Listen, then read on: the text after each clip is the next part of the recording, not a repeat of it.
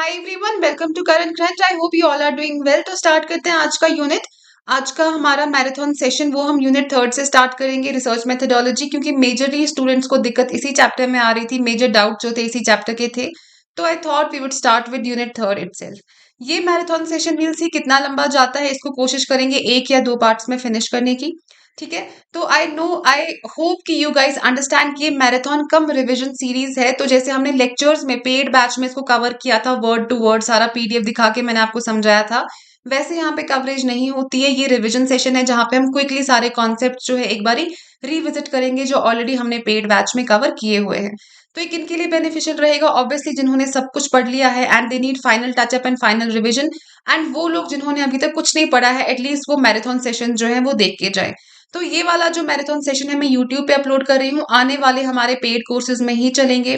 मेरे lecture batch के 3 courses चले हैं। एक में हमने सारा सिलेबस कंप्लीट करवाया है, उसमें आपको PDF, test series, personal mentorship वगैरह सब कुछ ही इंक्लूडेड था।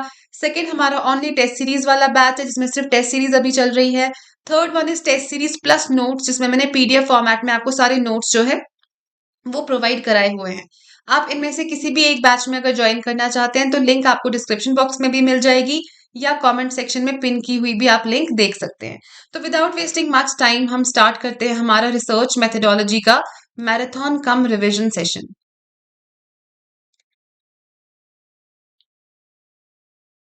बेसिकली क्या होता है रिसर्च मेथोडोलॉजी? सोशियोलॉजी जो है एक प्रैक्टिकल सब्जेक्ट है। हम सिर्फ पढ़ने के लिए नहीं पढ़ते हैं, एक्चुअली फील्ड में जाके रिसर्चेस हुई हैं, थियोरीज बनी हैं एंड हमें बताया गया है डिफरेंट लॉज जो है, सोशल लॉज कैसे डिराइव हुए हैं। तो कौन सी मेथोडोलॉजीज यूज होती हैं उन रिसर्चेस में, कौन से टूल्स एंड टेक्निक्स हैं रिसर्च में यूज होते हैं, एंड कौन से जैसे आप कौन सा मेथड यूज कर, अगर आप साइंटिफिक मेथड यूज कर रहे हो तो उसके प्रोज एंड कॉन्स क्या हैं, अगर आप नॉन साइंटिफिक मेथड्स यूज करते हो उसके प्रोज एंड कॉन्स क्या हैं, वो सारा इंक्लूड होता है रिसर्च मेथोडोलॉजी में। अब गोइंग बाय द सिलेबस, पहले हमें इसमें देखना है साइंटिफिक मेथड। तो this I think you know कि साइंटिफिक मेथड हमने पहले क्यों देखा, क्योंकि जो क्लासिकल फाउंडर्स और सोशियोलॉजिस्ट थे वो क्या चाहते थे, वो चाहते थे कि हम सोशियोलॉजी को वैसे ही पढ़े जैसे नेचुरल साइंस को पढ़ा जाता है। जो लॉज हम नेचुरल साइंस के लिए यूज करते हैं वैसे ही हम लॉ सोशियोलॉजी के लिए, सोशल लॉज भी हमारे वैसे ही डेवलप होने चाहिए। तो उनका ये मानना था कि हमें साइंटिफिक मेथड यूज करने हैं। व्हेन वी से साइंटिफिक मेथड दैट मीन्स वो वाला मेथड जिसमें एक्सपेरिमेंटेशन हो,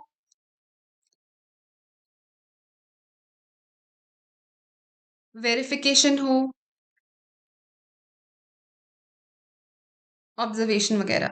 तो ये वो वाले मेथड्स होंगे साइंटिफिक मेथड जो आपकी फीलिंग्स, मोटिव्स, एक्शंस, उनसे इनका कोई लेना देना नहीं है। ये बोलते हैं कि ये सारी चीजें जो आप डायरेक्टली जिनको एक्सपेरिमेंट, क्या आप ये एक्सपेरिमेंट कर सकते हो कि इंसान की फीलिंग क्या है?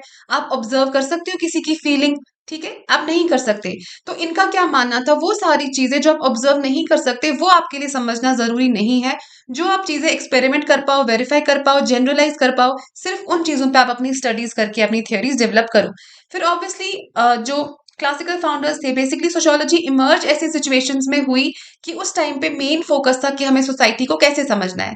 तो उन थिंकर्स को, जो अर्ली थिंकर्स थे जैसे ऑगस्ट कॉम्टे वगैरह, सेंट साइमन, हर्बर्ट स्पेंसर, उनको यही बेहतर लगा कि हमें साइंटिफिक मेथड से सोसाइटी को समझने की कोशिश करनी चाहिए। एक बार इन लोगों ने फाउंडेशन सेट कर ली थी, फिर हमारे पास नॉन, जो ये साइंटिफिक मेथड फॉलो करने वाले थे इनको पॉजिटिविस्ट बोलते थे। फिर एक बार ही फाउंडेशन ले हो गई तो हमारे पास नॉन पॉजिटिविस्ट भी आ गए, जिनको हम एक और टर्म से भी बोलते हैं इंटरप्रेटिविस्ट, स्कूल ऑफ थॉट।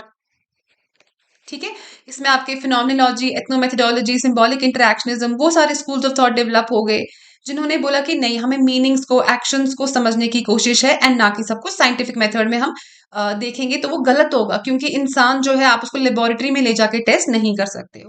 फाइन, ये थोड़ा बहुत बेसिक रिविजिट था उन सारे कॉन्सेप्ट्स का रिगार्डिंग साइंटिफिक मेथड या पॉजिटिविज्म, जो हमने इन डिटेल लेक्चर्स में कवर किया हुआ है।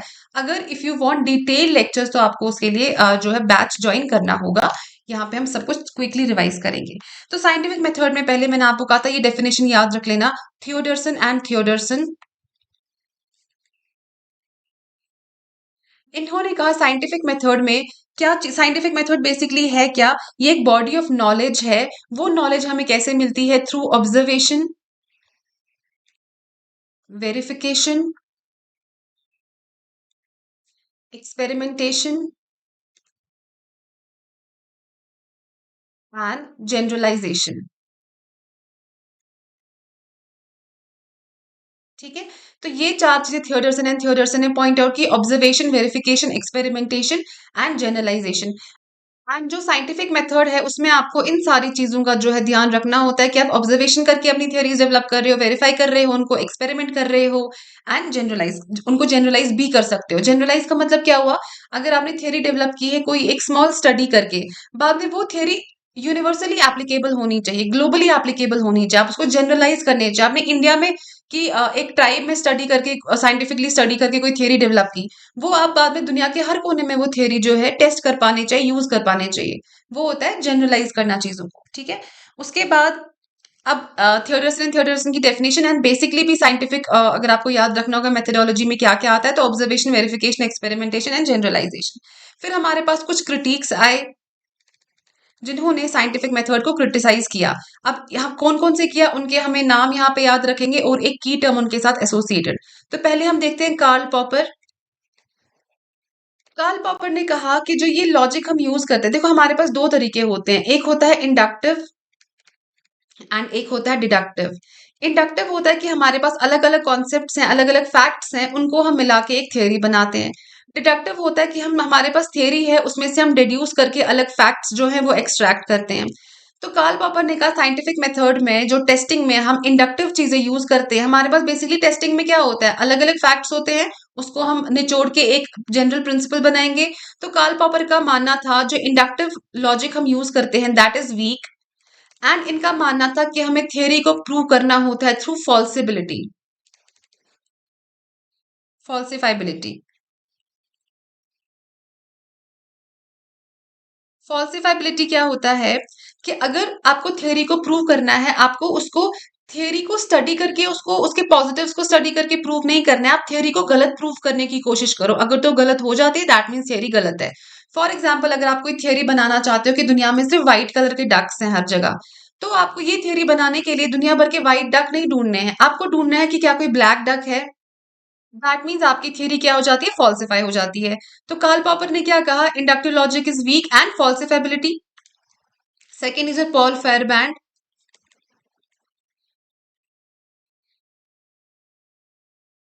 पॉल फेयरबैंड ने हमें एक टर्म दिया that is called epistemological pluralism. Epistemological pluralism क्या होता है, pluralism that means there are many ways of knowing things. Knowledge हमें अलग अलग चीजों से मिलती है, सिर्फ एक ही मेथड हमारे पास नहीं, एक ही तरीका नहीं है नॉलेज हासिल करने का। यहाँ पे साइंटिफिक मेथड को क्रिटिसाइज कर रहे हैं कि ओनली साइंटिफिक मेथड या साइंटिफिक तरीके से नॉलेज गेन करना जो है that is not possible and also that is not feasible. हमारे पास एपिस्टेमोलॉजिकल प्लूरलिज्म वाला कॉन्सेप्ट है कि नॉलेज हमें अलग अलग चैनल से मिलती है। Second is Paul Fairbank, third one is your Thomas कहन। उन्होंने कहा जो भी थियरीज होती हैं या साइंटिफिक प्रोग्रेस बेसिकली जो है that is paradigm dependent.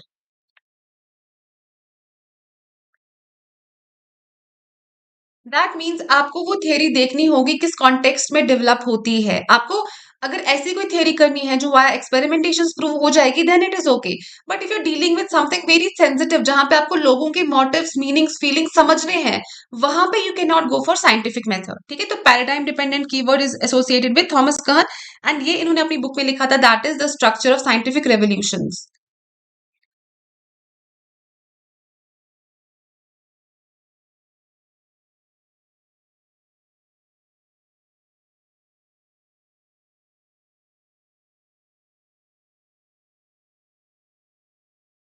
Fourth one is Theodor Adorno. इन्होंने कहा था जो साइंटिफिक मेथड है इट किल्स क्रिएटिविटी, कि आपके यहाँ पे अपना कोई चीज को मॉडिफाई करना या अपना एक्सपर्टीज दिखाने का स्कोप बहुत कम है। आपको गाइडेड स्टेप्स दिए होते हैं एंड वही स्टेप्स आपको फॉलो करने हैं। ठीक है, तो हमने पहले साइंटिफिक मेथड पढ़ा, उसमें हमने थियडरसन की डेफिनेशन देखी, उन्हें का बॉडी ऑफ नॉलेज है जिसमें एक्सपेरिमेंटेशन है, वेरिफिकेशन है, जनरलाइजेशन है, ऑब्जर्वेशन है। उसके बाद हमने क्रिटिक्स देखे, ऑल्दो साइंटिफिक मेथड्स की क्रिटिक बहुत सारे हैं, लेकिन मैंने यहाँ पे कौन से मेजरली इंक्लूड किए हैं जिन्होंने कोई भी टर्म अपने साथ कोई दी होगी, क्योंकि अगर कोई कीवर्ड या कॉन्सेप्ट किसी एक थिंकर के साथ एसोसिएटेड होता है तो वो आपको फैक्चुअल टाइप ऑफ क्वेश्चंस में आने के चांसेस बहुत होते हैं। तो कार्ल पॉपर ने कहा inductive logic is weak in falsifiability, Paul Feyerabend ने कहा एपिस्टेमोलॉजिकल प्लूरलिज्म, थॉमस कहन ने कहा paradigm dependent and Theodore Adorno ने कहा इट किल्स क्रिएटिविटी। वैसे ही फिर फिनोमिनोलॉजिस्ट हैं, उन्होंने इसको क्रिटिसाइज किया। एंड और एक चीज याद रखो, जेएस मिल्स, इन्होंने एक टर्म दिया, इन्होंने सपोर्ट किया बेसिकली मेथडोलॉजिकल प्लूरलिज्म को।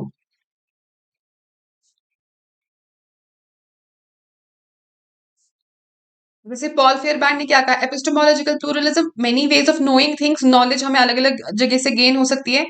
मेथडोलॉजिकल प्लूरलिज्म क्या हुआ कि हम अलग अलग मेथड्स जो है वो यूज करते हैं, we do not necessarily need to stick to the scientific method. तो ये हुआ आपका साइंटिफिक मेथड। अब साइंटिफिक मेथड की क्या लिमिटेशंस होंगी, रिसर्चर बायस या वैल्यू बायस, ये आपका पॉजिटिविस्ट नॉन पॉजिटिविस्ट हर जगह ये लिमिटेशन रहेगा। जो वैल्यू बायस है वो रिसर्चर का वो किसी हद तक जो है वो रहता है। And paradigm lock in, paradigm lock in means एक बार आपने सोच लिया, एक बार मैंने कमिटमेंट कर दी, फिर मैं किसी और की नहीं सुनूंगा। एक बार मैंने सोच लिया कि ये मेथड बेस्ट है, फिर मुझे कोई और मेथड नहीं दिखाई देगा। That is paradigm lock in. And in applicability of laboratory method, कि आपको थोड़ा एक फ्रॉग ले जाना है, उसको लेबोरेटरी में डाइसेक्ट करना है, आप you are dealing with actual humans, you are studying sociology, fine. तो इट इज नॉट पॉसिबल कि आप जाके लेबोरेटरी में जाके उनको क्या करो, उन पे रिसर्चेस करो, तो काफी एथिकल इश्यूज भी रेज हो जाते हैं। तो ये थोड़े बहुत क्रिटिसिज्म के पॉइंट्स हो गए साइंटिफिक मेथड के। एक बार आपको साइंटिफिक मेथड समझ में आ गया है, अगर ऐसा कोई जनरल या कंसेप्चुअल क्वेश्चन आ जाता है, एप्लीकेशंस लिखी हो, क्रिटिसिज्म लिखा हो, वो आप I am sure you will be able to answer. उसका क्या कैसे आपको करना होगा, वो क्वेश्चन 5-6 बारी पढ़ना एंड साइंटिफिक मेथड सारा रिकॉल करने की कोशिश करना। नेक्स्ट टॉपिक है सोशियोलॉजिकल थियोरी।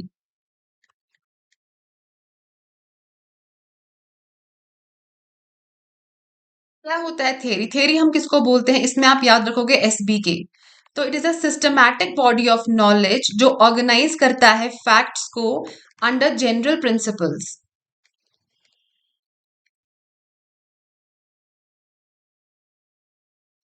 ठीक है, तो ये सिस्टमैटिक बॉडी ऑफ नॉलेज है। सिस्टमैटिक मतलब आप रैंडमली कोई रैंडम कॉन्सेप्ट उठा के एक थियोरी नहीं बनाओगे, दैट शुड बी सिस्टमैटिक, की प्रॉपर रिसर्च फैक्ट्स वगैरह आपके पास हैं। Systematic body of knowledge SB के याद रख लो, जो क्या करता है, फैक्ट्स को ऑर्गेनाइज करता है under general principle, that is your sociological theory. Theory में आप क्या करते हो, try to establish cause and effect relationship. Cause and effect relationship क्या होता है, आप पानी किसी बीकर में गर्म कर रहे हो, तो आपने इसको हीट दी एंड यहां से क्या हुआ, वेपर्स जो है वो राइज हुए, तो heat is the cause and evaporation is the effect. तो ऐसे कॉज एंड इफेक्ट जो है वो आपको थियोरीज में यूज करने होंगे। It's a fact and it's a systematic body of knowledge जो ऑर्गेनाइज करता है फैक्ट को अंडर जनरल प्रिंसिपल्स। ठीक है, यहाँ पे और एक चीज याद रख लेना आप, क्लासिफिकेशन भी हम एक टर्म सुनते हैं, क्लासिफिकेशन, चीजों को क्लासिफाई करना, that is different in theory. Classify करना है सिंपली कैटेगराइज करना चीजों को, थियोरी में we go into the depth of the explanation. ठीक है, हम चीजों को डीपली एक्सप्लेन करते हैं। देन क्या है purpose of the theory building, 3 purpose याद रखोगे। First one is explanation, prediction, verification.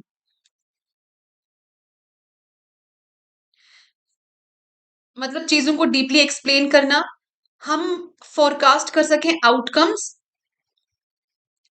Based on known relationships, forecast करना, प्रेडिक्ट करना आउटकम्स एंड वेरीफाई करना। दैट मीन्स वेरिफिकेशन क्या होता है कि वो चीजें जो हम क्लेम कर रहे हैं अपनी थियोरी के थ्रू, वो हम एक्चुअली टेस्ट कर सकें, वो हम वेरीफाई कर सकें। Like if I develop a theory tomorrow, और कोई रिसर्चर आएगा वो उस डिफरेंट मेथड्स यूज करके मेरी थियोरी को फॉल्सिफाई या उसको प्रूफ या डिसअप्रूव जो है वो कर सकता है। दैट मीन्स थियोरी, हम जो भी हमारे कॉन्सेप्ट डेवलप होंगे, प्रिंसिपल्स डेवलप होंगे, दे शुड बी वेरीफाइबल। ऐसा नहीं है कि कुछ भी उठा के कोई भी थियोरी बना दी फिर जो कोई आगे प्रूफ ही ना कर पाए। फाइन। तो एक्सप्लेनेशन, प्रिडिक्शन एंड वेरिफिकेशन जो है 3 मेजर पर्पस हैं थियोरी बिल्डिंग के। अब क्या स्टेप्स हैं, थियोरी बिल्डिंग का क्या प्रोसेस होता है।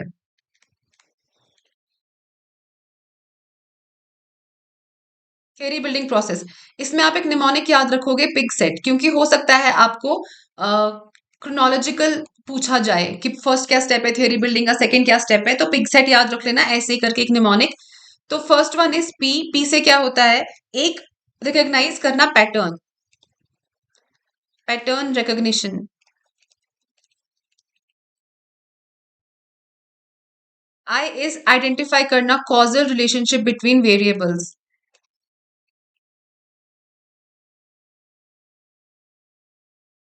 कॉजल रिलेशनशिप बिटवीन वेरिएबल्स, ठीक है। जी इज जनरलाइजेशन, जनरलाइज करना, जनरलाइज जो भी आपने ऑब्जर्वेशन की है, generalise observations into broader abstract principles, principles, ठीक है। Then you have S. S से सोशियोलॉजिकल प्रपोजिशंस डेवलप करना।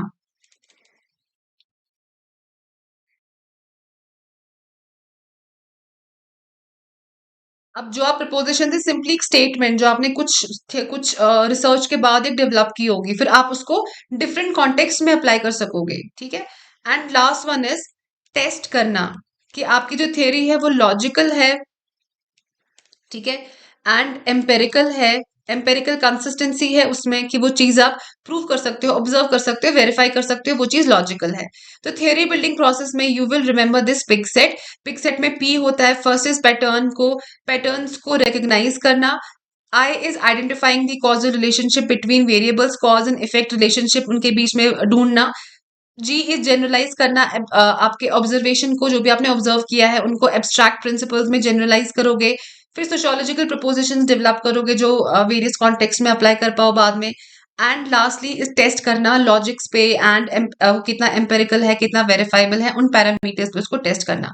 तो this is your theory building process. Theory के कौन कौन से टाइप्स होते हैं? One is formal, substantial. Formal कौन सी होती हैं? जो जनरल थियरीज होती हैं, ग्रैंड थियरी जैसे हमने मर्टन में पढ़ा था। सब्सटैंटिव होती हैं जो हम स्पेसिफिक कॉजेस के लिए डेवलप करते हैं, तो स्पेसिफिक होती है, जनरल होती है, ठीक है। And we have another that is middle range theories, जो किसने दिया था? मर्टन ने। मर्टन ने क्या कहा था? आप ज्यादा ग्रैंड बातें भी नहीं करो एंड बिल्कुल ही स्पेसिफिक बात भी नहीं करो, try to find a middle ground, that is उनको मिडिल रेंज थियरीज बोलते हैं। Next topic is concepts. Concepts क्या होते हैं? बेसिकली हमारे पास नॉलेज है, ठीक है, अब हमें उसको रिप्रेजेंट करना है किसी एक चीज से, दैट इज अ कॉन्सेप्ट। तो डिसिप्लिन स्पेसिफिक टर्म्स आप इनको बोल सकते हो। हर डिसिप्लिन में अपने स्पेसिफिक कॉन्सेप्ट्स होंगे, तो डिसिप्लिन स्पेसिफिक टर्म्स होती हैं जो रिप्रेजेंट करती हैं ब्रॉड फिनोमिना को। Discipline specific terms that represent the broad phenomena.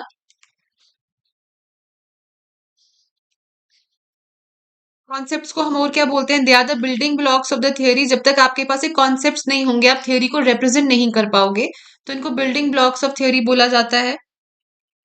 Basic building blocks of theories. Theory basically कर क्या रही है? कोई एक आपने थियरी डेवलप की है, वो थियरी लॉजिक के साथ क्योंकि टेस्ट हो गई है ना, प्रोसेस क्या होता है? पिग सेट याद रख लेना। तो जो आपने लॉजिकली जितनी भी सारी चीजें कनेक्ट की हैं उनको आप मल्टीपल कॉन्सेप्ट से रिप्रेजेंट करते हो वाया थियरीज, तो ठीक है। एंड ये जो थियरीज हैं ये भी एक कॉन्टिन्यूस प्रोसेस है। ऐसा नहीं है एक बारी थियरी बन गई तो उसको आप कुछ नहीं कर सकते। एक थियरी को आप डिसअप्रूव कर सकते हो, उसको मॉडिफाई कर सकते हो लेटर स्टेजेस में। ये यूनिवर्सल मैथमेटिकल लॉज की तरह नहीं चलता है।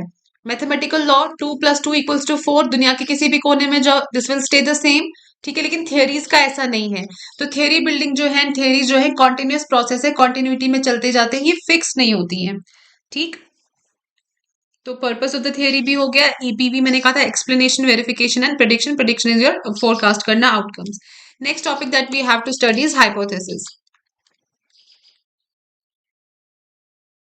तो हाइपोथेसिस बेसिकली होता क्या है? ये आपकी रिसर्च को गाइड करती है। एक स्टेटमेंट होती है, एक स्टेटमेंट, टेस्टेबल स्टेटमेंट, जिसको आप बाद में वेरीफाई करते हो। तो या तो ये प्रूव हो जाती है, दैट मीन्स आपकी थियरी जो है जो आपने बनाई है वो प्रूव हो गई, या तो हाइपोथेसिस गलत प्रूव होता है, अकॉर्डिंगली आप अपनी थ्योरी को मॉडिफाई करते हो, ठीक है। अब इसकी जरूरत क्या पड़ती है? क्योंकि देखो अगर हमें कोई थ्योरी डिवाइस करनी है, लेट्स सपोज हम मैरिज पे कुछ पढ़ रहे हैं, तो आप पहले एक हाइपोथेसिस, आप लव मैरिज अरेंज मैरिज पे कुछ अपनी रिसर्च कर रहे हो, तो पहले आप हाइपोथेसिस बनाते हो कि arrange marriages are the leading causes of separation. ठीक है, तो आपको अरेंज और लव मैरिज पे थियरी अपनी डिवाइस करनी थी, रिसर्च करना था। तो आप देखो आपके पास कितना वाइड फील्ड है, क्या क्या स्टडी करोगे, कहाँ कहाँ जाओगे, किन वेरिएबल्स पे स्टडी करोगे। तो बेसिकली आप वॉन्डर नहीं करो, लॉस नहीं हो जाओ, आप एक स्टेटमेंट एक क्रक्स में उसको पकड़ लोगे, वो हाइपोथेसिस बना लोगे। फिर हाइपोथेसिस अगर प्रूव हो गया तो आपकी थियरी होगी कि हाँ they are the leading causes. फिर जब आपने इस हाइपोथेसिस पे रिसर्च की, अलग अलग टूल्स टेक्निक्स यूज किए, एंड ये आपको लगा कि नहीं हाइपोथेसिस गलत है, तो अकॉर्डिंगली आप अपनी थियरी डिवाइस करोगे they are not the leading cause of separation. तो ये हाइपोथेसिस होता है, टेस्टेबल स्टेटमेंट होती है जिसको आप वेरीफाई कर सको। इसको आप इंटेलिजेंट गेस भी बोल सकते हो, कंजेक्चर। कंजेक्चर जो आपने ओपिनियन बनाया होता है, हाफ इंफॉर्मेशन, क्योंकि हाइपोथेसिस ऐसा नहीं है कि पूरी इंफॉर्मेशन नहीं होती, अभी आपको इंफॉर्मेशन गेन करनी है, अभी बस आपने एक फाउंडेशन एक फ्रेमवर्क बनाया हुआ है। हाइपो ये बेसिकली ग्रीक वर्ड से डिराइव किया गया है। Hypo means less and this is your thesis, तो it is less than a thesis. तो थीसिस क्या होती है, जिसमें आपने सारी डिटेलिंग की होगी। तो hypothesis is less then a thesis but it is more than a preposition. Preposition is simply आपने स्टेटमेंट दे दी है, पर हाइपोथेसिस में जो आप स्टेटमेंट बनाते हो वो कहीं ना कहीं आपकी अपनी नॉलेज पे, आप लिटरेचर रिव्यू थोड़ा करते हो, जो बाकी उस पे काम हुआ है उन थियरीज पे वो देखते हो, फिर इंटेलिजेंटली आप एक गेस अपना जो है वो बनाते हो, अकॉर्डिंगली अपनी थियरी डेवलप करते हो। This is hypothesis. तो इसके साथ ही एसोसिएटेड कीवर्ड्स याद रख लेना कि इंटेलिजेंट गेस है, ये कंजेक्चर है, टेस्टेबल स्टेटमेंट है।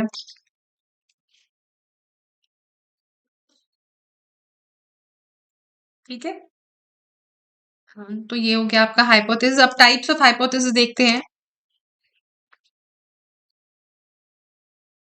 टाइप्स ऑफ हाइपोथेसिस, तो पहला होता है डिक्लेरेटिव हाइपोथेसिस, या पहले ये देख लो, directional and non directional hypothesis.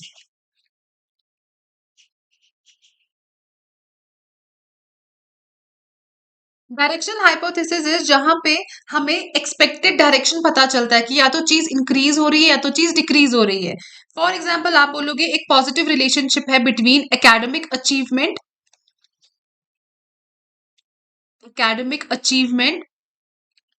And study habits, कि आपको एक डायरेक्शन पता चल रही है ना कि if your study habits are good and logical you will excel academically. तो academic achievement and study habits का एक रिलेशन पता चल रहा है। नॉन डायरेक्शनल होता है, हाइपोथेसिस बनाया लेकिन हमें डायरेक्शन नहीं पता चलती। फॉर एग्जाम्पल आप बोलोगे there is a difference between academic achievement of students from Kashmir university and IUST। ठीक है, तो आपने एक हाइपोथेसिस बनाया कि एकेडमिक अचीवमेंट स्टूडेंट्स की वैरी करती है, KU क्या है, IUST का। फाइन, तो यहाँ पे आपको डायरेक्शन नहीं पता चल रही है, आपको ये नहीं पता चल रहा है कि हाँ KU का ज्यादा है या IUST का कम है, IUST का ज्यादा है, या इनके आगे फ्यूचर में क्या कम होगा क्या ज्यादा होगा, वो आप प्रिडिक्ट नहीं कर सकते हो। यहाँ पे आप प्रिडिक्ट कर सकते हो study habits and academic achievement का रिलेशन किस तरफ जा रहा है, किस डायरेक्शन में जा रहा है। तो ये हमारे डायरेक्शन हाइपोथेसिस है, ये भी हमारे काम आते हैं। And depending upon the type of research and type of theory that we are working on, जो नॉन डायरेक्शनल हाइपोथेसिस है ये भी आपके काम आते हैं। ठीक है, तो directional and non directional. Now we have other forms of hypothesis also. First one is declarative hypothesis. Declarative is simple direct statement जो बताता है एक पॉजिटिव रिलेशनशिप या डायरेक्ट स्टेट, पॉजिटिव या direct statement about the outcome.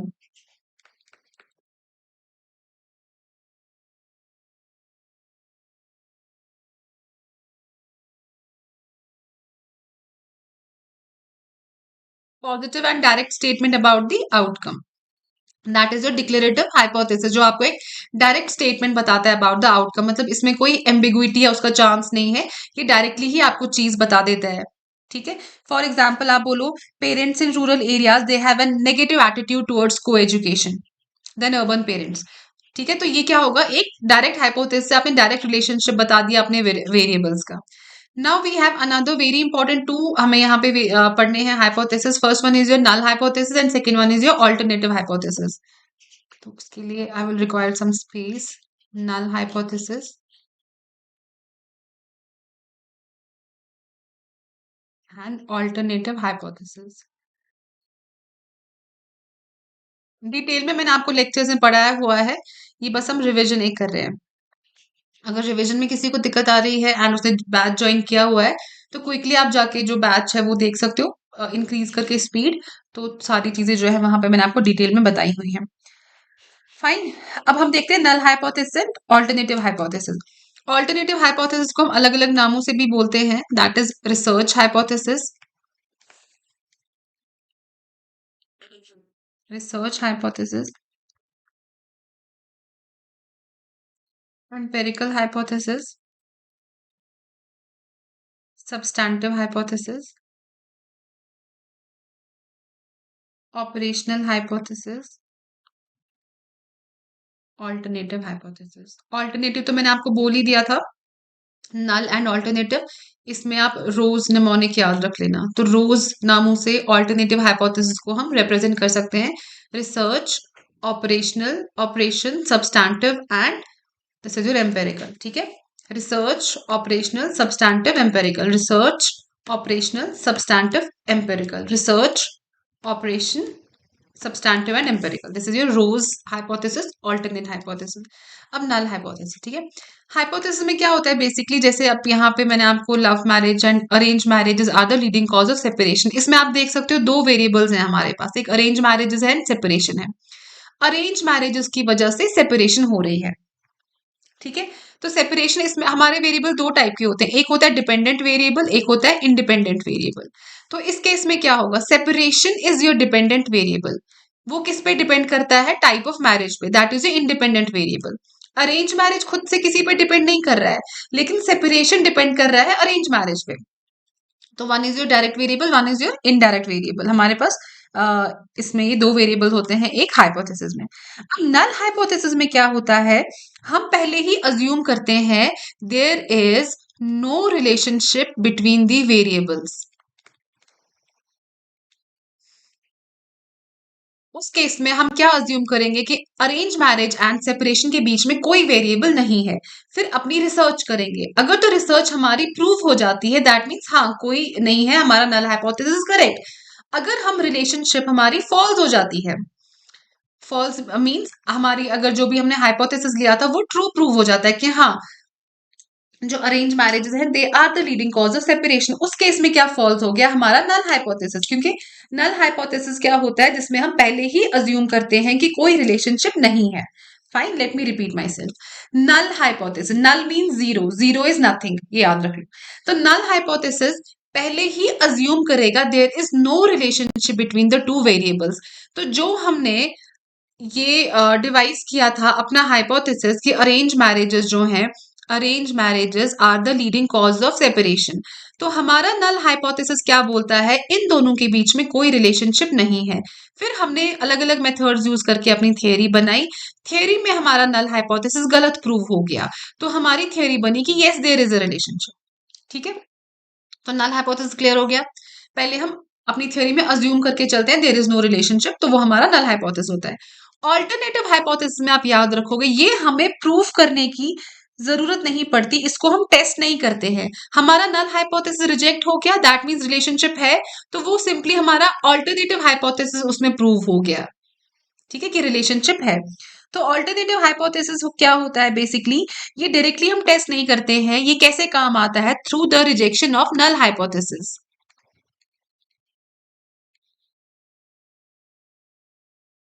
Through the rejection of null hypothesis. ठीक है.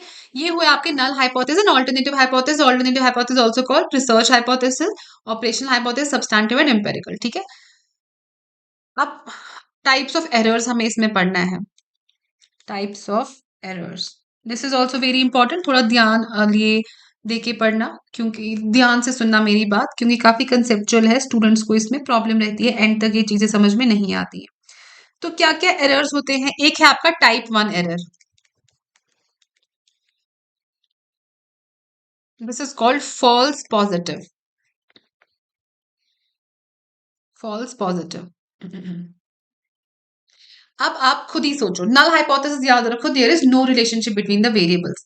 तो type one error किस केस में होगा? यहां पे आप फोकस करो।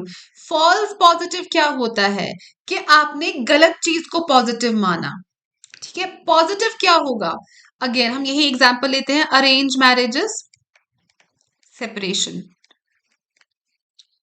फॉल्स पॉजिटिव आप क्या बोल रहे हो? फॉल्स पॉजिटिव से क्या मतलब हो कि आपने बोला रिलेशनशिप पॉजिटिव, दैट मीन्स कि arrange marriages are the leading cause of the separation. वो आपने बोला हाँ ठीक है, लेकिन वो गलत था।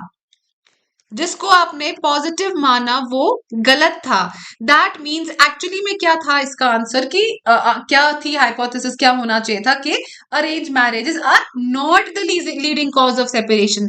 दैट मीन्स हमारे वेरिएबल्स के बीच में कोई रिलेशनशिप नहीं होना चाहिए था। तो ये कौन सा केस हुआ जिसमें नल हाइपोथेसिस को आप रिजेक्ट कर रहे हो even though that was true. ठीक है, दोबारा से सुनो। Type 1 error, false positive. That means you said कि relationship is a positive. You said there is a relationship between two variables, but that is false. There was not a relationship. तो actually में true क्या था? Not a relationship. Not a relationship कौन सा case है? Null hypothesis का। That means you rejected a null hypothesis even though that was true. तो ये टाइप वन एरर है। ठीक है, अब इसमें आप ये चीज याद रख लोगे, type one error false positive, इससे आपको सारा जो एरर के रिलेटेड चीजें हैं वो याद आ जाएंगी। और एक पॉइंट होता है इसमें सिग्निफिकेंस लेवल, जो ये बताता है कि how much mistake you are allowed, कि कितने परसेंटेज तक गलत, क्योंकि ये तो हमें पता है गलती कुछ ना कुछ रहेगी ही, एरर जो है वो हमें अज्यूम करके चलते हैं, हमारी हर रिसर्च में कुछ परसेंट होगा। वो कितना परसेंट हो सकता है? वो 0.05 हो सकता है, वो दैट इज 5%। वो 0.10 हो सकता है, दैट इज 10%। मिनिमल, ऐसे ही छोटा छोटा अमाउंट। तो उसको हम किस वर्ड से रिप्रेजेंट करते हैं? उसको हम बोलते हैं सिग्निफिकेंस लेवल। तो सिग्निफिकेंस लेवल क्या होगी अगर स्टेटमेंट बेस में आपको पूछा जाए? This is the probability of, probability of, जल्दी में मिस्टेक हो जाती है स्पेलिंग की तो वो आप खुद ही ठीक कर लेना। द प्रोबेबिलिटी ऑफ मेकिंग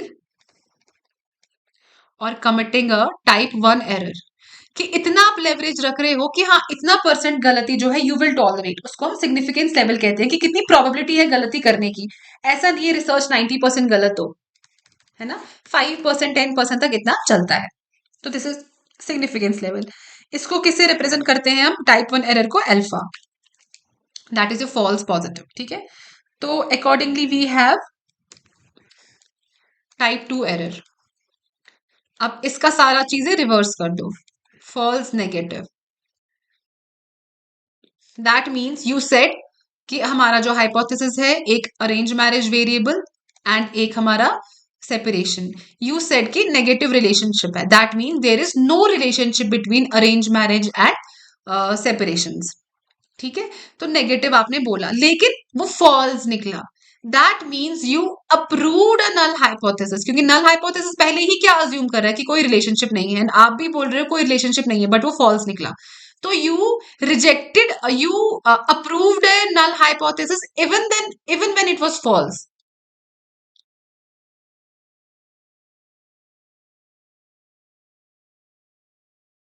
तो that is your type two error. And इसको आप रिप्रेजेंट करोगे सिंबल बीटा से, जैसे फॉल्स पॉजिटिव को किससे किया था? अल्फा से। ठीक है, और हमने फॉल्स पॉजिटिव में क्या देखा था? Significance level. इसमें हम वो नहीं देखते हैं, इसमें हम देखते हैं पावर ऑफ द टेस्ट।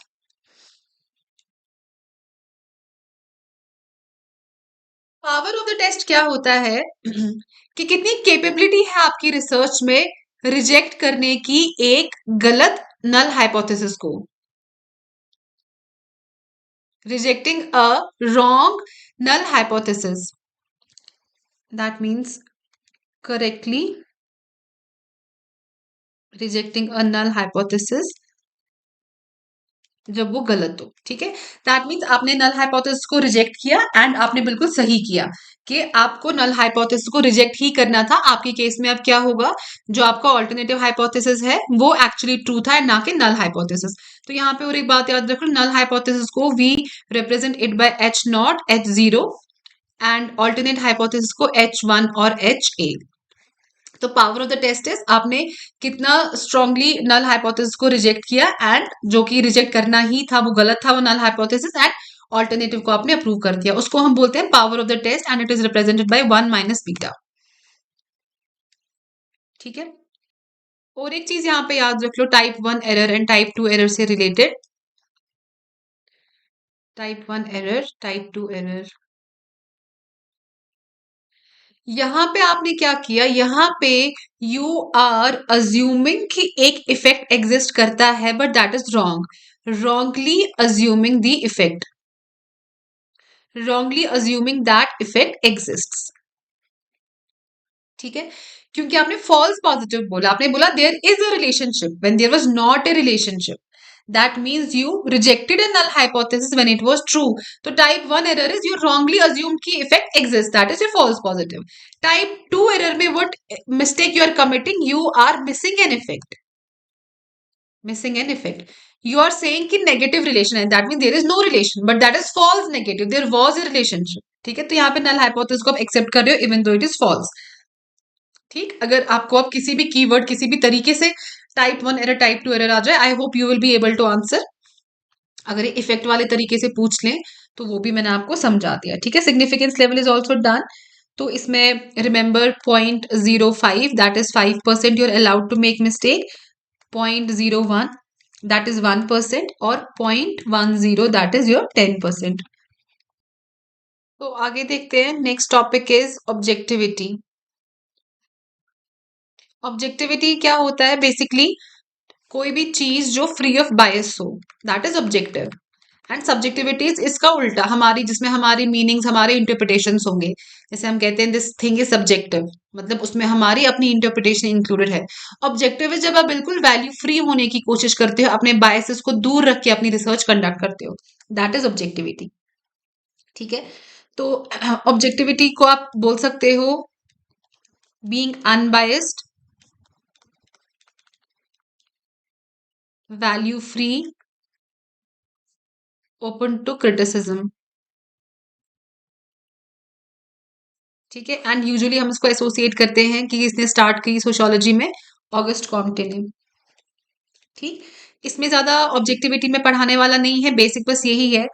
जो हमारे और क्लासिकल फाउंडर्स थे लाइक आपके वेबर, जो आपके दुर्खेम थे, उन्होंने ऑब्जेक्टिविटी के बारे में बोला कि हमें चीजों को ऑब्जेक्टिवली इंट्रोड्यूस करना चाहिए, समझना चाहिए as per social facts. Social facts क्या होता है? दुर्खेम ने कहा था कि चीजों को एज थिंग्स ट्रीट करो, अपने से दूर रख के चीज को ट्रीट करो, चीज को समझो, देखो।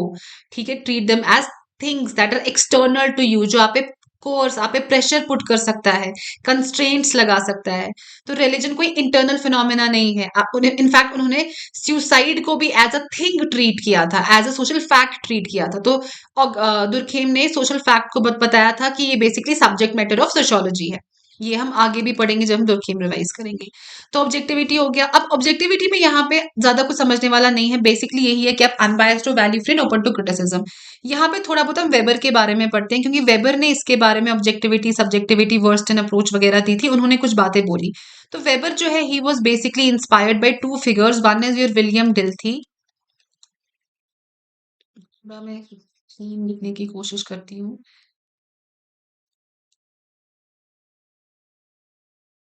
Second is Rickert, Heinrich Rickert, H Rickert and William Dilthey. Fine. तो वेबर ने जो अपना वैल्यू फ्री, वैल्यू बायस, जिस जो भी वैल्यू रेलेवेंस, जो भी बातें बोली, बेसिकली उस चीजों, इंस्पिरेशन कौन थे उन चीजों के पीछे? दो इंसान थे, एक था डिल्थे, एक था रिकर्ट। ठीक है, अब डिल्थे ने क्या बोला था? डिल्थे ने कहा था कि जो नेचुरल साइंसेस है वो स्टडी करता है एक्सटर्नल चीजों को, एंड जो सोशल साइंस है वो स्टडी करता है ह्यूमन बिहेवियर को। तो वेबर ने इस चीज से अग्री किया कि हाँ, जो नेचुरल साइंस है वो सोशल, जो वो एक्सटर्नल चीजों को स्टडी करेगा, एंड जो सोशल साइंस है वो ह्यूमन बिहेवियर स्टडी करेगा। ठीक है, तो ही अग्रीड। बाद में उन्होंने कुछ एक आधा चीजों पर उनको क्रिटिसाइज भी किया, लेकिन he developed over this and gave his concept of Verstehen. Verstehen 10। तो वर्स 10 क्या होता है approach? Basically Verstehen 10 means that we should have the subjective understanding of the actions. जो भी हो रहा है, जो भी हम स्टडी करें, we should have the subjective understanding. Like अगर कोई रिसर्चर अगर मेरे पे रिसर्च करे, लेट्स से, क्योंकि मैं पढ़ा रही हूँ, करंट क्रंच ऑन करती हूँ, somebody is researching on this, ये आपका टॉपिक है, तो he has to understand it from my perspective कि what I consider current crunch to be. That is the western approach की सब्जेक्टिव अंडरस्टैंडिंग होनी चाहिए आपके पास, ठीक है। तो वो उन्होंने डिल्थे के कॉन्सेप्ट्स पे बिल्ड करके अपना अप्रोच दिया। Then he was also influenced by Rickert. Rickert क्या बोलते थे? रिकर्ट बोलते थे कि जो रियलिटी है, रियलिटी वो फाइनाइट है। आप इसको इंटरप्रेट कर सकते, सॉरी, जो रियलिटी है वो इनफाइनाइट है। आप उसको इंटरप्रेट कर सकते हो नंबर ऑफ वेज से। यू कैन नॉट काउंट आप कितने तरीकों से चीज को इंटरप्रेट करो, क्योंकि जो रियलिटी है वो इनफाइनाइट है। एंड जो कंप्लीट नॉलेज है that is not possible, not possible, ठीक है। और इन्होंने कहा था ह्यूमंस जो है उनको फॉर्मुलेट करने चाहिए concepts, that means abstract principles को एक स्पेसिफिक टर्म्स में हमें एक्सप्लेन करना चाहिए। Human should focus on formulating concepts, ठीक है। ये to make sense of the concepts basically क्या कर रहे हैं? They are making sense of reality. Discrete चीजें हैं जो हमें बड़े बड़े वेग टर्म्स को हमें एक चैनलाइज करके स्पेसिफिक टर्म्स में एक्सप्लेन करते हैं। They are concepts. रिकर्ट ने भी यही बोला, ठीक है। एंड वेबर ने इस चीज पे अग्री किया। वेबर ने कहा कि हाँ, जो रियलिटी है that is infinite, there are number of ways of interpreting things, ठीक है। एंड ह्यूमन बींग्स क्या करते हैं? सिलेक्ट करते हैं concept to make sense of things. इन दो चीजों पे उन्होंने रिकर्ड से भी अग्री किया। एंड इन्हीं पे फर्दर उन्होंने बिल्ड करके अपनी थियरीज जो है वो दी ऑब्जेक्टिविटी सब्जेक्टिविटी के रिगार्डिंग।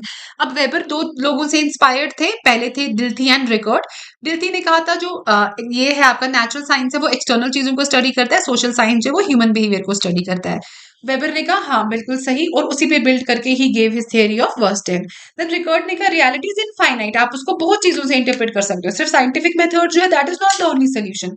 बेसिकली वो यही कह रहे थे।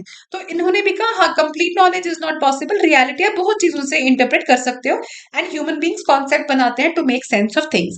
अब रिकर्ड में आप और एक चीज याद रखोगे, यहाँ पे आपको एक चीज याद रखनी है कि वेबर कहाँ डिफर करते थे रिकर्ड से खासकर। हमें रिकर्ड जो है वो एक नियो कैंटिन फिलोसोफर थे, ठीक है। उन्होंने कहा था वैल्यू रेलेवेंस के बारे में। ऑल्दो इसमें काफी चीजें थी वैल्यू रेलेवेंस के बारे में, एक बेसिक चीज बताती हूँ। वैल्यू रेलेवेंस होता है जब हम अपना जो हमारा चॉइस ऑफ टॉपिक है, जो हम रिसर्चर जो है चूज करता है टॉपिक, उसमें हमारी वैल्यूज होती हैं। तो ये रिकर्ड ने कहा था कि हाँ वैल्यू रेलेवेंस होगी। तो वहां पे वेबर ने कहा था कि उस लेवल की वैल्यू रेलेवेंस इज एक्सेप्टेबल, ठीक है। कि हाँ एटलीस्ट चॉइस ऑफ टॉपिक में हम बिल्कुल ही वैल्यूज रिसर्चर की भी नहीं कह सकते, वो बिल्कुल ही वैल्यूज अपनी साइड पे रखे। अगर मैं बिलीव करती हूँ किसी एक चीज पे, तो जो टॉपिक मैं अपनी रिसर्च के लिए चूज कर रही हूँ वो मेरे बिलीफ पे, मेरी वैल्यूज पे डिपेंड करेगा ना, ठीक है। तो उतनी वैल्यू रेलेवेंस जो है वो एक्सेप्टेबल है। उसके बाद जो हमारी रिसर्च होगी उसमें हमें ऑब्जेक्टिविटी रखनी होगी, तो हम वैल्यू रेलिवेंट रह सकते हैं, वैल्यू फ्री कंप्लीटली जो है वो पॉसिबल नहीं है। तो यहाँ पे रिकर्ड का काम आ गया, रिकर्ड से वो इन्फ्लुएंस हो गए। बेसिकली हम लिंक करते हैं स्टार्टिंग वैल्यू रेलिवेंस जो है वो रिकर्ड ने ही इस बारे में बोला था, and he used a German term for this. If you want to write you can write, this is WERTBEZJEHUNG, Wertbeziehung, ठीक है। वो उन्होंने वैल्यू रेलेवेंस को बोला था, किसने? Heinrich Rickert. फाइन। और वहां से उन्होंने क्या कहा वेबर ने कि वैल्यू रेलेवेंस इज ओके। फिर आगे रिसर्च में आपको ऑब्जेक्टिविटी जो है वो रखनी होगी। तो इससे वेबर के इन पे क्या असर पड़ा, वेबर की स्टडीज पे? उन्होंने आगे हमें कॉन्सेप्ट्स दिया लाइक वैल्यू न्यूट्रलिटी, ठीक है। वैल्यू न्यूट्रलिटी रखो रिसर्च प्रोसेस में, वैल्यू रेलेवेंस जो है वो चॉइस ऑफ टॉपिक चूज करने तक दैट इज ओके। तो ये हो गया। एंड देन ऑब्जेक्टिविटी के बारे में उन्होंने बोला value free sociology. Value free sociology क्या होता है? Personal values, belief, economic interest जो है वो रिसर्च नहीं, वो इन्फ्लुएंस नहीं करने चाहिए हमारी रिसर्च को, ठीक है। प्रॉपर जो है एविडेंसेस एंड लॉजिक्स जो है वो फॉलो होने चाहिए हमारी रिसर्च में।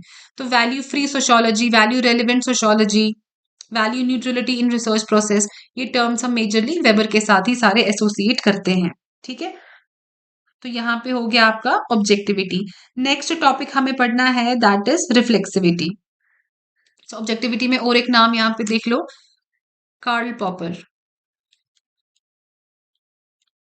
ठीक है, कार्ल पॉपर ने कहा था तीन characteristics of social sciences, 3 core characteristics of social sciences.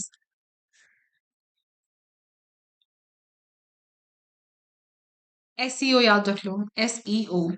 This is your scientific, objective, empirical. इन्होंने कहा था जो ऑब्जेक्टिविटी है वो बेसिकली क्या होती है, वो इंटर सब्जेक्टिव होती है। इंटर सब्जेक्टिव उसका क्या मतलब है कि आपने कोई रिसर्च करी, बाद में आप वो इंडिविजुअली सिर्फ उस रिसर्च को लेके नहीं चल सकते हो, आपको उस रिसर्च को पेयर रिव्यू करवाना होता है, स्कॉलरली क्रिटिसिज्म करवाना होता है उसका, एंड इंस्टीट्यूशनल स्क्रूटिनी करवानी होती है। दैट मीन्स इंडिविजुअलिस्टिक नहीं होती है आपकी रिसर्च। रिसर्च ऑब्जेक्टिव कब होगी, जब उसमें इंटर सब्जेक्टिविटी होगी, ये इन्होंने कहा था।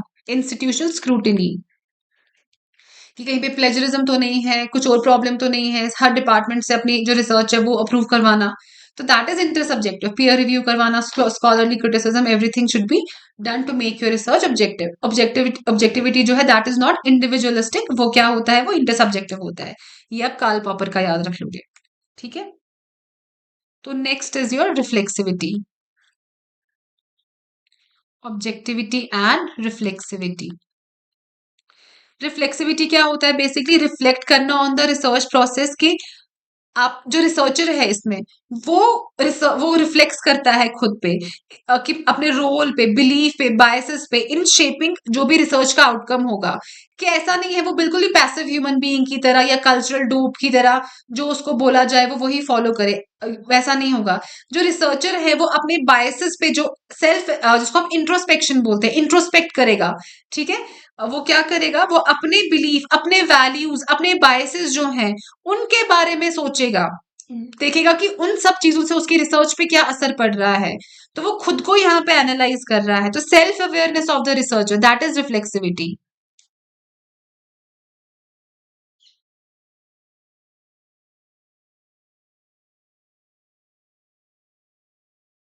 ठीक है, तो रिफ्लेक्सिविटी जो टर्म है ये हमें बेसिकली किसने दी थी, कॉइन किसने की थी, एल्विन गोल्डनर ने।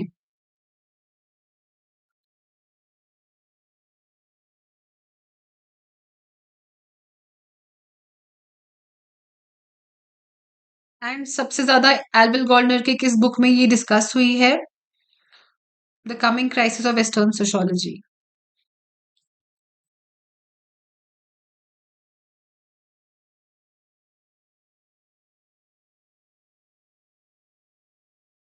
कॉर्नर जो है बेसिकली वो क्या बोलते थे, वो कहते थे कि जो नॉलेज है एंड नोवर जो है वो सेपरेट नहीं, वो सेपरेट है।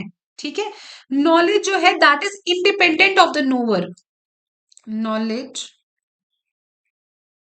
इज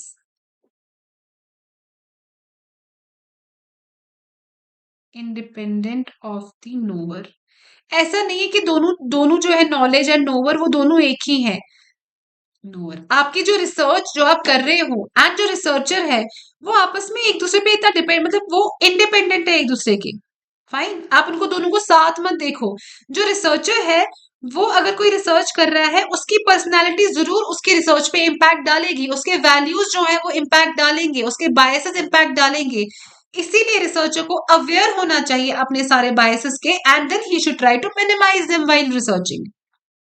ठीक है, sociologist must critique their own values, their own experiences. Like अगर मैं कोई पॉलिटिकल रिसर्च कर रही हूँ एंड मेरा एक पॉलिटिकल इंक्लिनेशन है किसी पार्टी की तरफ, तो while I am researching I should know my own biases कि वो मेरी पार्टी पर्सनल फेवरेट है। If I am aware of that तो मुझे उस चीज पे काम करना होगा, I have to keep that separate from my research, that is reflexivity. जो हमें एल्विन गोल्डनर ने कहा था, कॉइन किया था टर्म, नॉलेज जो है that is independent of the nowhere. ठीक है, जो प्रेजेंस ऑफ रिसर्चर है वो ऑल्टर करता है सोशल रियलिटी को। ठीक, इन्होंने कहा था जो ऑब्जेक्टिविटी हम कंप्लीटली न्यूट्रल लेके बोलें कि हम न्यूट्रल है बिल्कुल एंड ऑब्जेक्टिविटी फॉलो करेंगे, वो ऑब्जेक्टिविटी इल्यूजनरी होती है एंड एलियनेटिंग होती है, उसको बोला जाता है कोल्ड ऑब्जेक्टिविटी। ठीक है, तो ये ऑब्जेक्टिविटी के अगेंस्ट इन्होंने कहा था। इन्होंने कहा था कि हमें रिफ्लेक्सिविटी हमारे अंदर होनी चाहिए। फाइन, तो we should be self aware. तो ये किसने कहा था? एल्विन गॉल्डनर ने। और भी कुछ नाम है जो रिफ्लेक्सिव सोशियोलॉजी के साथ रिलेटेड हैं, जो हमने पढ़े हैं। दैट इज योर पहला, हैरल्ड गारफिंकल।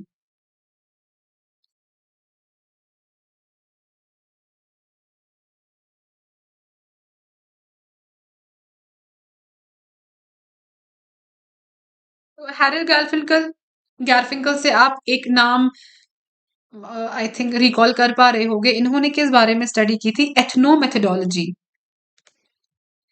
एथनो मेथोडोलॉजी क्या होता है? कॉमन सेंस मेथड जो यूज करते हैं लोग to make sense of everyday happenings around them. For example, आप कहीं पे देख रहे हो क्यू बनी हुई है, आपको टिकट लेनी है, एक लड़कियों की क्यू है, एक लड़कों की क्यू है। फाइन, तो आप जाओगे लड़कों के लड़कियों अपने जेंडर के अकॉर्डिंग उस क्यू में खड़े हो जाओगे। वहां पे आपको कोई अनाउंसमेंट का वेट नहीं करोगे। ये अपने नॉर्मल मेथड, ठीक है, कॉमन सेंस आप यूज करके जाके अपनी लाइन में खड़े हो जाओगे। तो ये नॉर्मल मेथड जो लोग यूज करते हैं to make sense of everyday happenings around them, that is ethno methodology. And ये किसने कहा था हमें? गारफिंकल ने। गारफिंकल ने क्या कहा था कि people create the sense of social order in everyday life, ठीक है। एंड ये नेचुरली होती हैं ये सारी चीजें, लोग कंस्ट्रक्ट करते हैं अपना ऑर्डर।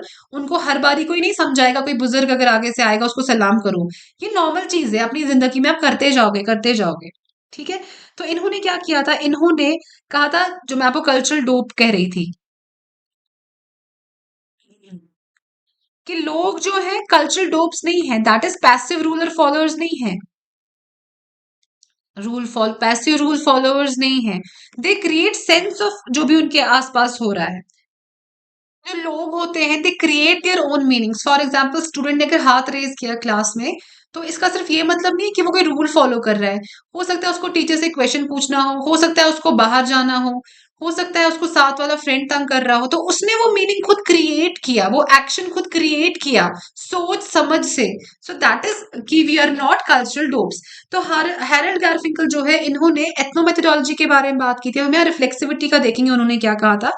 इन्होंने कहा था बेसिकली, एक मेथड दिया था documentary method.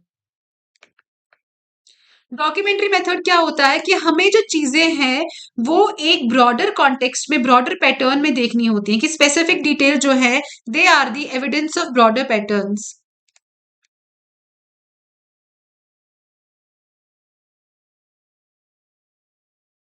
Evidence of broader patterns,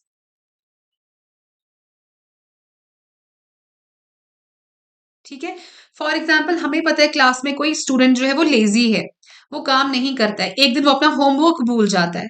तो मैम को पता है वो होमवर्क भूल गया, चाहे वो कोई भी रीजन दे, वो क्योंकि वो लेजी है वो इसीलिए होमवर्क भूल गया।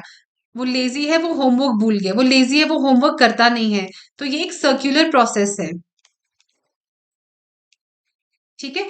तो स्पेसिफिक डिटेल जो है they are the evidence of the broader pattern. आप किसी को लेजी एक बार क्लास में लेबल कर दो, फिर वो जो भी बात बोले आप उसको उसी लेंस से देखना शुरू कर दोगे कि ये तो लेजी है। तो ये एक सर्क्यूलर प्रोसेस होता है। यहाँ पे रिफ्लेक्सिविटी बेसिकली कैसे हो रही है? रिफ्लेक्सिविटी आपको डॉक्यूमेंट्री मेथड दिखाता है कैसे प्रैक्टिस में काम करता है। आप रिफ्लेक्सिव हो, आपको पता है आपके वैल्यूज बायसेस वगैरह, तो वो आपको एक पैटर्न एक स्ट्रक्चर बताते हैं कि आप एक स्टूडेंट को कैसे समझ रहे हो। They are your reflexes. And जो वो एक्शन कर रहा है आप उसी रिफ्लेक्सिविटी के अकॉर्डिंग उसको समझ रहे हो। तो यहाँ पे रिफ्लेक्सिविटी आप डॉक्यूमेंट्री मेथड ऑफ एथनोमेथोडोलॉजी जो है वो यूज कर सकते हो, हैरल्ड गारफिंकल का।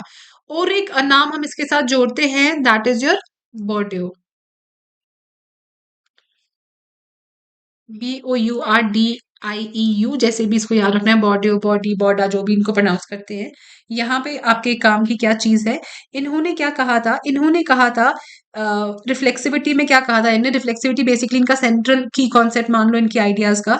इन्हें कहा था सोशियोलॉजिस्ट जो है he must critically examine his own position.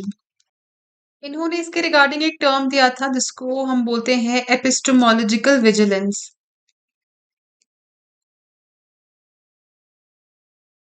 Epistemological vigilance, that means कि जो रिसर्चर है he should watch for the internal and the social factors that might bias the research, ठीक है।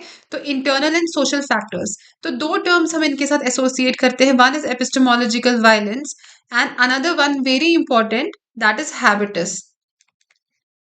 अब हैबिट्स क्या होता है?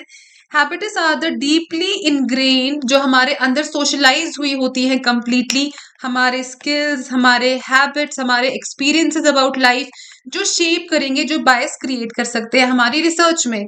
तो researcher should be well aware of his own habits. जैसे एक स्कॉलर जो है, if he is from a rural background, तो he may have some different assumptions than the one from an urban background, and accordingly it might bias his research। ठीक है, तो we should be aware of this habits. Fine. तो यहाँ पे हो जाता है आपका रिफ्लेक्सिविटी। एंड इन्होंने कहा था बेसिकली जो सोशल रिसर्च है ये ब्रिज करनी चाहिए, जो ऑब्जेक्टिव एंड सब्जेक्टिव जो भी सारी डिबेट्स है उसको क्लब करना चाहिए। तो ब्रिज करना चाहिए ऑब्जेक्टिविज्म को एंड सब्जेक्टिविज्म को। Bridge objectivism and subjectivism. Subjectivism is what? आपके अपने मीनिंग्स, इंटरप्रिटेशंस, बेसिकली इसको हम सोशियोलॉजिकल लैंग्वेज में इंडिविजुअल एजेंसी बोलते हैं। ठीक है, तो ये किसने कहा था?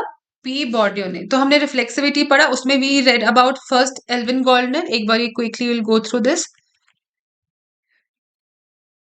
रिफ्लेक्सिविटी क्या होता है कि the researcher should be self aware, अपने जो भी उनके स्किल्स, जो भी उनके बायसेस, वैल्यूज हैं, ठीक है, एथिक्स जो उनके हैं, जिस बैकग्राउंड से वो आते हैं, basically he should be aware of his personality, जो उनकी इम्पैक्ट डाल सकती है उनकी रिसर्च पे। It was coined by Alvin Gouldner अपनी बुक में the coming crisis of Western sociology. इस बुक में इस रिफ्लेक्सिविटी पे उन्हें काफी काम किया है।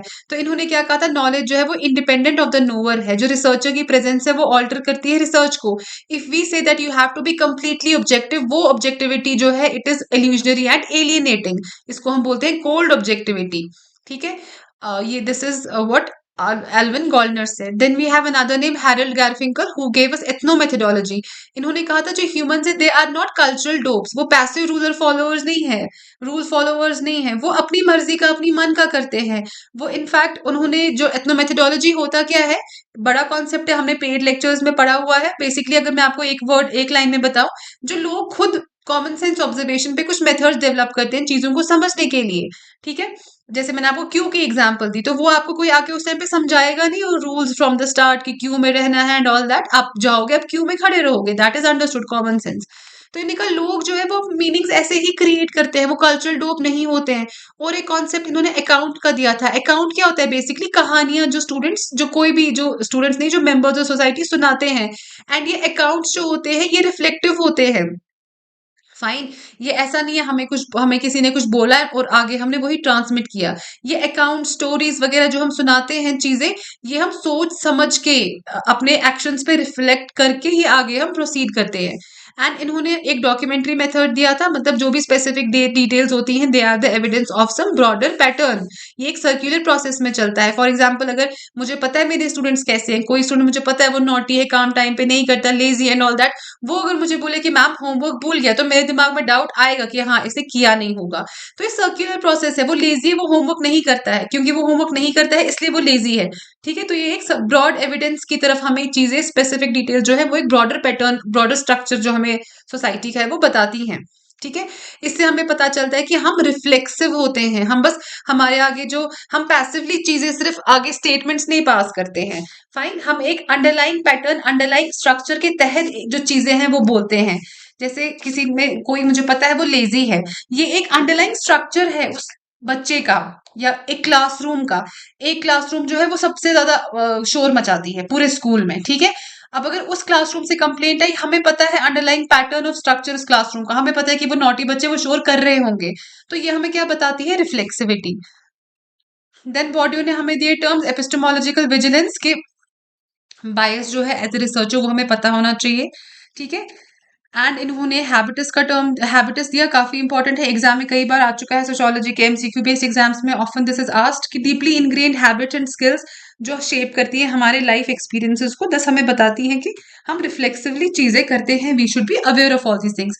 एंड बॉडियो ने कहा था कि he seeks to basically bridge objectivism and subjectivism. Subjectivism आप मान सकते हो इंडिविजुअल एजेंसी। ठीक है, तो जो रिसर्चर है, he must analyse their own habitus. ये किसने कहा था? बॉडियो ने। ठीक है, तो यहाँ पे आपका ये हो जाता है खत्म, reflexivity. Wait, next is your ethics in social research. तो एथिक्स की एक जनरल बातें हैं हमारे पास, हमें एथिक्स जो है उनके बारे में, हमें ये एथिकल कंसर्न्स रेज क्यों हुए सबसे पहले सोशियोलॉजी में, क्योंकि आप सोशियोलॉजी में लोगों को स्टडी कर रहे हो। नाउ कंसिडर अ फैक्ट, आप किसी इंसान को स्टडी कर रहे हो उसके साथ as a participant, as an observer बन के, ठीक है, लेकिन उस बंदे को पता ही नहीं है कि ही इज बीइंग रिसर्च्ड। वो आपके साथ कैजुअली होके अपनी सारी चीजें बताए जा रहा है, पर एक्चुअली आप एक रिसर्च तैयार कर रहे हो। तो ये सारी चीजें एथिकल कंसर्न जो है वो रेज करती हैं। इसीलिए एथिकल कोड जो है it must ensure integrity in the research, कि इंटीग्रिटी है रिसर्च में, प्रोटेक्शन ऑफ पार्टिसिपेंट्स है। आप गैंग लीडर्स को स्टडी कर रहे हो तो you have to keep many things in mind. तो प्रोटेक्शन ऑफ पार्टिसिपेंट्स आ जाता है, चाहे वो फिजिकल सिक्योरिटी हो, उनकी मेंटल इमोशनल सिक्योरिटी हो, everything you have to take care of. And professional accountability, accountability, ये तीनों चीजें जो है they are the purpose of ethical codes, इसीलिए एथिकल कोड डेवलप किए जाते हैं। इसमें मैंने आपको बोला था फर्स्ट एथिकल कोड कब पब्लिश हुआ था, वो हुआ था American sociology association code of ethics में, American school of sociology, sorry American sociological association code of ethics, first published in 1971 and it was revised in 1997। ये it serves as a benchmark for social, benchmark for ethical sociological research, कहाँ पे, US में। तो जो की principles हैं वो ASA के या जनरल जो हम एथिक्स में की प्रिंसिपल्स मानते हैं, वो अगेन मैंने उसके लिए एक निमोनिक डेवलप किया है, ऐसे याद रख लो, हैप्पी कोड। एक हमने निमोनिक डेवलप किया था पिग्सेल, theory building process, pattern explore करना इन द सोशल, जो अंडरलाइंग पैटर्न्स होते हैं सोशल बिहेवियर में, आइडेंटिफाई करना causal relationship between variables, cause and effect relationship, generalise करना abstract principles, then sociological proposition develop करना that would apply across the context. T is testing for logics and empirical verifiability and logical consistency, ठीक है, ये हमने theory building में एक mnemonic develop किया था। हैप्पी कोड किसका है, एथिक्स का, ठीक है। अब इसमें एच क्या है, that is protection from harm, harm से बचाना, ठीक है। ए इज योर एक्नॉलेज करना कोलैबोरेशन, दैट मीन्स उनको भी क्रेडिट देना जो रिसर्च का पार्ट होते हैं, जो आपको हेल्प करते हैं रिसर्च में, एक्नॉलेज करना, collaboration. P is your privacy and dignity, privacy and dignity. Then again, P is your preserve confidentiality. Preserve confidentiality. ठीक है, then we have I. I means informed consent. Informed consent कि जो participants हैं, they must voluntarily agree after knowing all the implications of the research. तो उनको पता होना चाहिए, before conducting interviews explain purpose and ask for their consent, that is informed consent, they should know that they are being research, ठीक है। And C is avoid करना conflict of interest. अब ethics में, एथिकल रिसर्च में conflict of interest क्या हुआ, let's suppose आप कोई रिसर्च कर रहे हो कि जो सॉफ्ट ड्रिंक्स होती हैं they are detrimental to your physical health, mental health वगैरह, जो भी सॉफ्ट ड्रिंक्स कुछ रेज करता है, एंड आपकी फंडिंग उस रिसर्च के लिए आ रही है कोका कोला से, पेप्सी से, ठीक है। तो ये क्या, ये इसमें कॉन्फ्लिक्ट ऑफ इंटरेस्ट आ जाएगा। तो जहां से भी आपको फंडिंग आ रही है या पर्सनल फाइनेंशियल इंटरेस्ट है, वो इंटरफेयर नहीं करना चाहिए आपकी रिसर्च के साथ, उन्हीं से पैसा लो और फिर उन्हीं के बारे में लिखो, तो वो सारी चीजें it comes under conflict of interest, ठीक है। And O is your objectivity and integrity, मुझे भी भूल गया था, objectivity and integrity. 8 are these are 8 total, 1 2 3 4 5 6 7 8। अच्छा, D is your disclose source of funding. तो ये एथिक्स के जनरल प्रिंसिपल्स हैं दैट यू शुड नो। तो हैप्पी कोड याद रख लोगे, protection from harm, A is acknowledge collaboration, जो आपको कंट्रीब्यूट करे रिसर्च में, give credit to that person, privacy and dignity, preserve confidentiality, I is informed consent, very important, इसमें मैंने काफी एमसीक्यूज देखे हुए हैं नेट पे। कॉन्फ्लिक्ट ऑफ इंटरेस्ट, कि आपको पता होना चाहिए फाइनेंशियल पर्सनल इंटरेस्ट किसी का भी, that should not interfere with your purpose and design of research study. O is objectivity and integrity, you have to maintain. इसमें क्या आएगा, साइंटिफिक रिगर जो है उसको अपहोल्ड करो, साइंटिफिक टेम्पर को, फालतू चीजें उसमें नहीं डालो, ठीक है। एंड अवॉइड करो अपने बायस वगैरह, फॉल्सिफाई नहीं करो डेटा को to fit into a theory, कि डेटा ही गलत दे दो ताकि थियरी प्रूव हो जाए, फिट हो जाए कहीं पे, वो सारी चीजें नहीं। Disclose the source of funding, कि बताओ जो फंडिंग है वो कहाँ से आ रही है। रिवील करो किसी ने स्पॉन्सर तो नहीं किया है, कोई भी फाइनेंशियल इंटरेस्ट, ठीक है। एंड कोलैबोरेशन वगैरह, दिस यू नो, ठीक है। उसके बाद आ गया कॉन्फ्लिक्ट ऑफ इंटरेस्ट, मैंने आपको बताया। फिर हमने पढ़ा था एक ब्रिटिश का, उसको क्या बोलते हैं, स्टेटमेंट ऑफ एथिकल प्रैक्टिस, जो कब आई थी, 2017 में। Statement of ethical practice 2017, it refers to the British sociological association, ठीक है। हमारी इंडिया में what do we follow, ISS, Indian sociological study है, लेकिन इसने कोई भी no stand alone code, no stand alone code has been given. हम किसको फॉलो करते हैं सोशोलॉजिकल रिसर्च में, जनरल यूजीसी गाइडलाइंस को। तो वो जो गाइडलाइंस है, गो थ्रू दैट पीडीएफ, मैंने वो सेपरेटली जो एथिक्स का वो पीडीएफ है वो अपलोड किया हुआ था, कॉम्प्रहेंसिव बैच में भी and notes and test series batch में भी। Go through that, general principles है, एक बारी बस रट्टा लगा लेना वो कुछ कुछ चीजों का। बाकी इन्फॉर्म्ड कंसेंट वगैरह ये सारी जो चीजें हैं ये उसमें भी रिपीट होंगी, ठीक है। तो ये हो गया। अब क्या एथिकल कंसिडरेशन, अगर जनरली आपको देखना हो, इन्फॉर्म कंसेंट है, जो वल्नरेबल पॉपुलेशन है आपको उनके बारे में सोचना होगा, गार्डियन कंसेंट लो, वल्नरेबल कौन हो गए, छोटे बच्चे, छोटे बच्चों पे कोई रिसर्च कर रहे हो, उनके पेरेंट्स एंड गार्डियंस का कंसेंट होना चाहिए, ठीक है। अगर किसी को आपको कंपनसेशन देना है उस रिसर्च में तो फेयर कंपनसेशन दो। कल्चरली सेंसिटिव रिसर्च को अकॉर्डिंगली टैकल करो, सिंप्लीफाई करो इन्फॉर्मेशन को, कम्प्लेक्स वो जार्गन जो है वो यूज नहीं करने हैं। कॉन्फ्लिक्ट ऑफ इंटरेस्ट का ध्यान दो, कोई ऐसी रिसर्च होती है जहां पे anonymity has to be maintain, तो एनोनिमिटी एंड कॉन्फिडेंशियलिटी का ध्यान दो। यही जनरल सारी बातें। तो यहाँ पे हम ये लेक्चर स्टॉप करते हैं, since it's your first marathon, तो I just want to keep it simple for you. इसका सेकंड पार्ट भी आएगा जिसमें हम ये यूनिट जो है वो कंप्लीट करेंगे, तो ये रिसर्च मेथोडोलॉजी हमारा 2 मैराथन सेशंस में कंप्लीट हो जाएगा, ठीक है। तो वो मोस्ट प्रोबेबली कल ही मैं अपलोड कर दूंगी, ताकि क्विकली हम एक बारी जो मेजर यूनिट्स हैं एंड जहां से मेजर डाउट्स आते हैं वो मैं सारा आपको पढ़ाऊं। तो इसकी जो स्केलिंग टेक्निक्स है, जहां से आपने काफी क्वेश्चंस पूछे थे, ठीक है, एंड सैम्पलिंग वगैरह, वो हम कल कंप्लीट करेंगे। Till the time you get a new video, bye, take care, have a great day.